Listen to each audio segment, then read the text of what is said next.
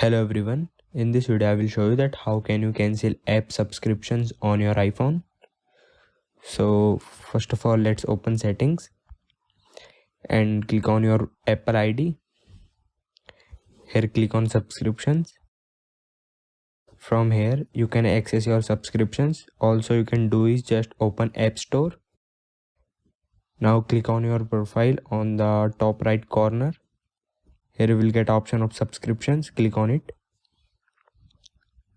So if you want to cancel any subscription, then you will get option of cancel subscription. Also you can change the frequency of payment by clicking on see all plans, and from here you can change the frequency to annual plan, monthly plan, etc. And if you want to cancel it, then you have to click on cancel subscription and now click on confirm. Now my subscription is cancelled and I can also renew it from here, and it will expire on the due date. Then click on done, and this is how you can cancel app subscriptions on your iPhone. Thank you everyone.